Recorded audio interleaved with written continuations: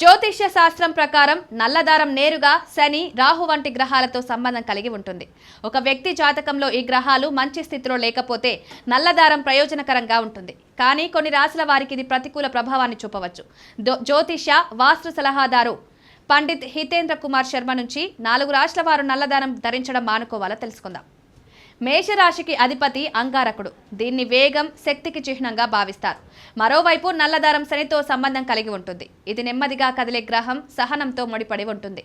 ఈ 2 గ్రహాల స్వభావంలోని తేడా కారణంగా మేషరాశి వారు నల్లదారం ధరించడం మానుకోవాలి. దీనివల్ల వారి ఆత్మవిశ్వాసం తగ్గుతుంది. వారి రోజువారీ పనుల్లో ఆటంకాలు కలగవచ్చు. కర్కాటక రాశికి అధిపతి చంద్రుడు. ఇది మనసు, భావోద్వేగాలపై ప్రభావం చూపుతుంది.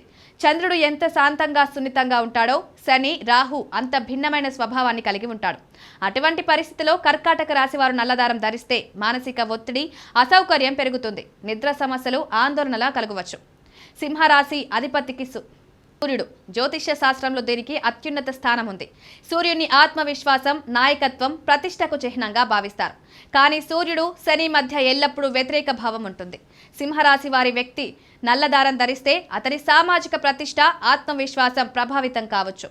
ఈ రాశి వారు దీని గురించి ప్రత్యేక శ్రద్ధ తీసుకోవాలి.